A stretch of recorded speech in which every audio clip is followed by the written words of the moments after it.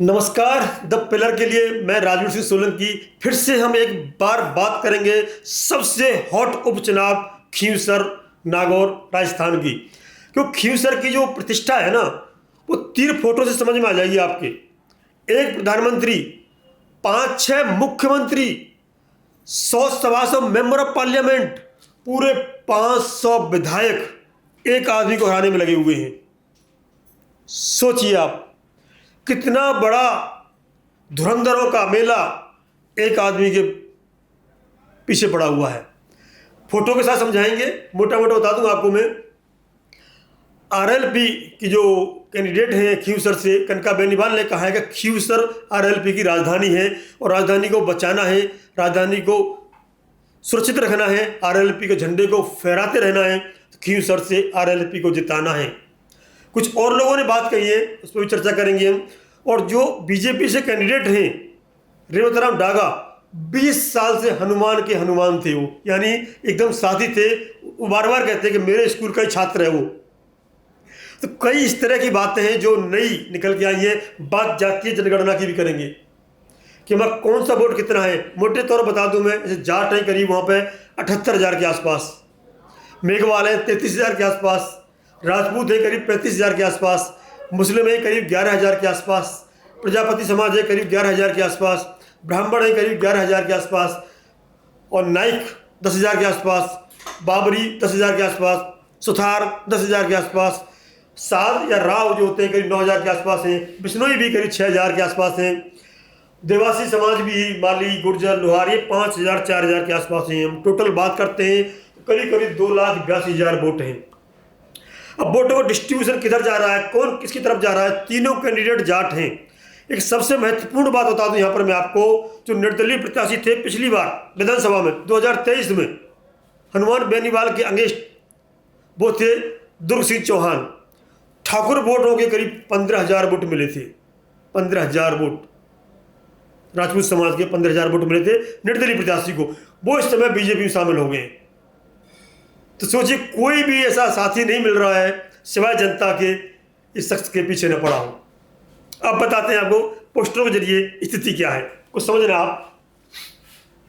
यहां पर क्षमा,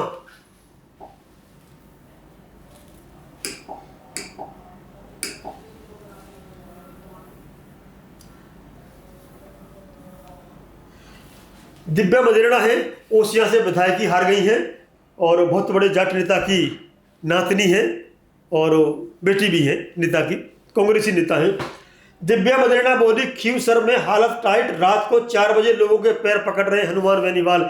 यानी कि रात के 3-3 4-4 बजे तक हनुमान बेनीवाल को घर घर जाकर के वोट मांगने पड़ रहे हैं, इतनी हालत टाइट है, दिव्या मदेरणा का कहना है। दूसरी तरफ देखिए आप, जिन्होंने लोकसभा में विधानसभा में हराया था ज्योति को, उनका क्या तंज है। ज्योति का तंज, भाभी विधानसभा चली गई तो भतीजे भतीजी को कौन संभालेगा। अच्छा तंज है ये। तो ये इस तरह के तंज कैसे जा रहे हैं, इन पर बात करेंगे हम। बात महाभारत काल से भी शुरू करेंगे, ऐसी बात नहीं है। पिछली वीडियो में चक्रव्यूह दिखाया था, वो चक्रव्यूह आज भी है। ये चक्रव्यूह है, रची जा रही है साजिश। मैंने बताया था आपको, मैं बता देता हूँ साफ साफ यहाँ पे। एक PM, 5-6 CM, 100+ member of parliament, 500+ MLA, इसमें कांग्रेस के, बीजेपी के, अन्य के, ये सारी फौज। देखिए आप, मैं लिख के बता रहा हूं मैं, ये सारी फौज इस आदमी के पीछे पड़ी है। इसको हराना चाहते हैं, यानी कनका बेनीवाल को हराना चाहते हैं। अब इससे चक्रव्यूह ने कहे तो क्या कहें आप बताओ।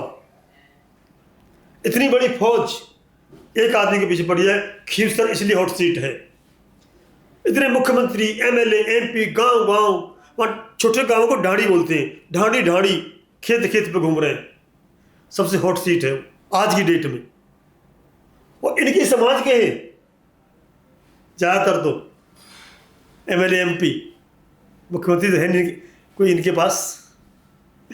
तो ये जो मैंने चक्रव्यूह बनाया था, चक्रव्यूह का ये कहना था, जितने भी चक्रव्यूह फंसाने वाले लोग थे सब इनके अपने स्कूल के, ज़्यादातर स्कूल के हैं, जो कभी इनके साथ थे, इनकी पाठशाला में पढ़े थे, यानी आरएलपी के सदस्य रहे, आरएलपी के राजधानी आरएलपी से राजनीति सीखी, आज उनके खिलाफ चक्रव्यूह में शामिल है। ऐसा नहीं है ये अकेले हैं फंसाने वालों में। एक और आता है चीरहरण वाली बात आती है कि जब सारे एक साथ किसी का चीरहरण करें, यानी हराने की बात करें। ये महाभारत काल की है कहानी, से दूसरे अर्थ तो मत लेना आप। हराने से मतलब है, हरण का मतलब हराना कहूँगा मैं यहाँ पे, तो वही स्थिति हो रही है आज। ये दोनों सीन जो महाभारत के हैं, दोनों सीन वो कहीं ना कहीं खींवसर में लागू होते हैं। तो इतनी बड़ी फौज जिन्हें देश चलाना हो चाहिए, देश के विकास की बात करनी चाहिए, जिन्हें देश के विदेशों से नीति के बारे में बात करनी चाहिए, वो एक खींवसर जैसी विधानसभा में लगे हुए हैं। कैसे हराया जाए, कहाँ कहाँ से ट्रिक, बाररूम में बैठकें चल रही हैं, कौन किधर है कौन इधर है, उसे कैसे तोड़ा जाए, सिर्फ एक आदमी को। मैं बता दूं आपको, यहाँ एक रोचक 2-3 चीज़ और बताता हूँ मैं आपको।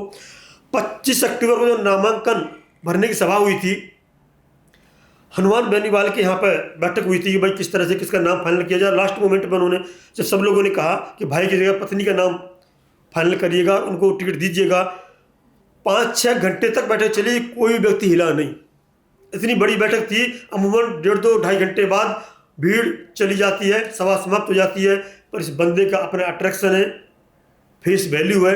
5-6 घंटे बैठक चली, कोई हिला नहीं। सबने एक मत से कहा कनका बेनीवाल खींवसर से चुनाव लड़ेंगी। उसी समय वहाँ के मुख्यमंत्री, राजस्थान के मुख्यमंत्री शर्मा जी की भी सभा चल रही थी, 1.5 घंटे में समाप्त हो गई थी। तो कहीं ना कहीं जनता इनके साथ है, लेकिन ये चक्रव्यूह है ना, ये तोड़ पाना इतने लोगों के साथ में मुश्किल तो रहेगा ही रहेगा ना। कांग्रेस की डॉक्टर रतन चौधरी और बीजेपी के रेवतराम डागा, अभी इन्होंने, कनका बेनीवाल ने कहा है कि अगर दिव्या मदेरणा इतनी कांग्रेस की शुभचिंतक हैं, तो ये कांग्रेस के कार्यकर्ता बीजेपी के साथ घूम रहे हैं, उनको क्यों नहीं रोक पा रही हैं। ये कहा जाता है, इनका कहना है, उन्होंने कहा भी था कि इनको हराने में इनकी भूमिका रही है। एमएलए में पास पास में दोनों विधानसभा हैं, नक्शे में लगा देंगे हम यहाँ पे, तो उसका बदला, ये बदला नहीं है। ये जो लिस्ट है ना बताइए मैंने, कितने 660-650 लोग गांव गांव, खेत खेत, डांडी डांडी जाकर के इसके पीछे पड़े हराने की, वो कहानी है। अब मैं बता देता हूँ मोटा मोटा आपको दोबारा से, ये लिख देता हूँ मैं, याद रहे आपको। 1 PM, 5-6 CM,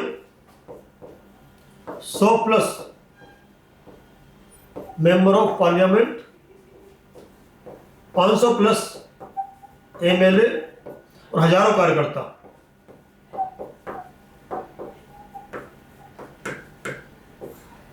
लगे हुए। अब समीकरण समझिए आप, जातिगत समीकरण।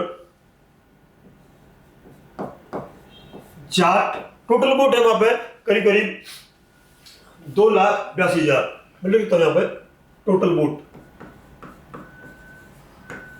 2,82,000 करीब करीब है, याद लेता हूँ 2,82,000, मोटा मोटा अंदाज है ये।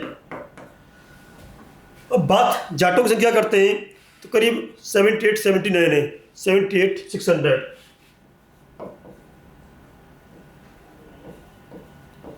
जाटों की संख्या है। बड़ा आंकड़ा है करीब।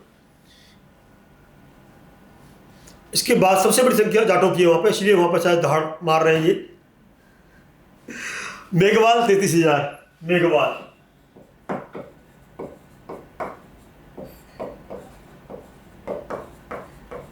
ये मेघवालों की संख्या है वहां पे।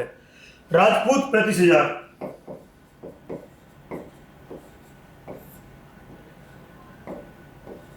ये सबसे बड़ी बात क्या है, पिछली बार 35,000 में से आधे पड़े होंगे करीब, और ये ले गए थे दुर्ग सिंह चौहान, तो 2,000 लोगों से, 2,000 वोटों से हनुमान बेनीवाल जीत गए थे। उसमें पूरे प्रदेश में इनका एएसपी चंद्रशेखर आज़ाद, जो रावण लिखते हैं अपने आप को, उनके साथ पैक्ट था, पूरे प्रदेश में घूम रहे थे।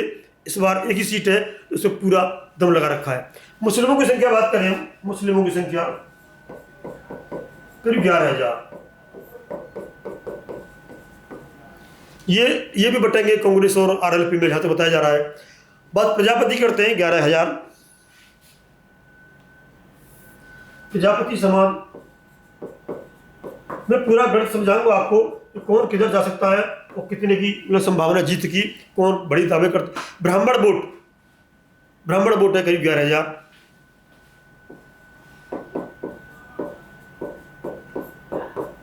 ब्राह्मण वोटों की संख्या है 11,000।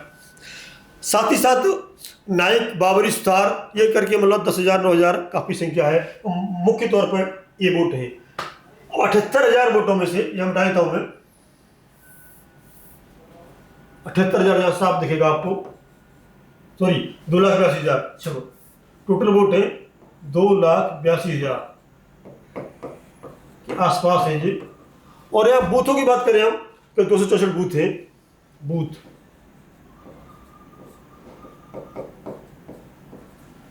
264 बूथ है। और टोटल वोट कितने हैं? 78,000 जाटों में से तीनों जाट खड़े हैं मेन, कितने मिलेंगे? जो पिछली बार जब हनुमान बेनीवाल चुनाव लड़े, करीब उनको 88 के आसपास वोट मिले, 88,000 88,000 के आसपास वोट मिलते आए हैं। इस बार दावा है उनका कि मुझे 1 लाख से ऊपर वोट मिलेंगे।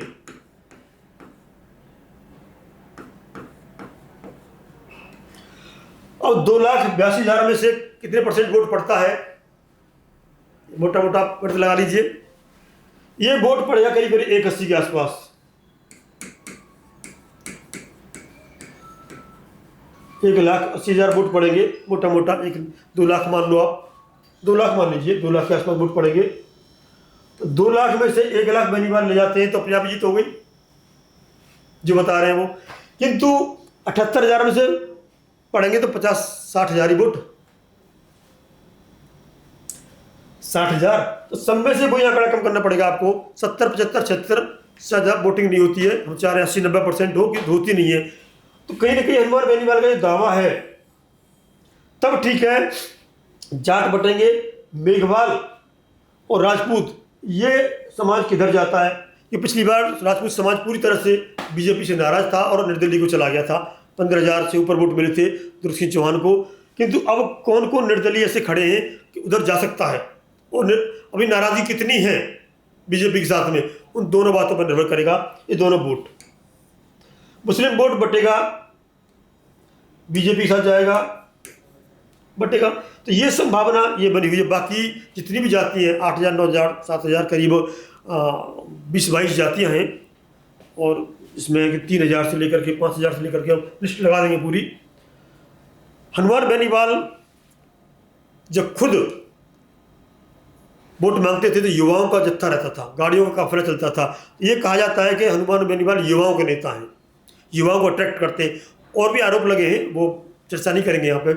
लेकिन कनका बेनीवाल के खड़े होने से महिलाओं की संख्या बढ़ी आ रही है। अभी कई वीडियो उन्होंने भेजी थी हमें, रात के उन्होंने लिखा भी, देखिए टाइट है, 4 बजे तक लोगों को पैर पकड़ने पड़ रहे हैं। किंतु 4 बजे नहीं, 2 बजे की वीडियो देखी हमें, 2 बजे भी हजारों की संख्या में पुरुष और महिला इनकी रैली में थे। सोचिए आप, 2-2:30 बजे भी किसी की रैली में जनता है तो पॉपुलर तो है। महिलाओं की संख्या भी है, युवाओं की भी है, आशीर्वाद बुजुर्गों ने भी दिया है, और महिलाओं की संख्या भी है अच्छी खासी, जो अच्छे नेताओं की नहीं होती। और बड़े बड़े नेताओं की बात कर रहा हूँ मैंने बताया ना, मुख्यमंत्री की 2-2.5 घंटे नहीं चली थी रैली 25 अक्टूबर को, जिसके लिए भीड़ 2-2:30 बजे आ रही है। हार जीत किसी की भी हो, कि रात के 2-2:30-3 बजे तक भीड़ है, इसका मतलब नेता तो है, ये तो मानना पड़ेगा। पकड़ है, जनता के काम करता है, जनता की सुनता है, तभी जनता रात के 3 बजे तक उसके साथ है। अन्यथा तो सीएम के लिए भी 2.5 घंटे उखड़ जाती है।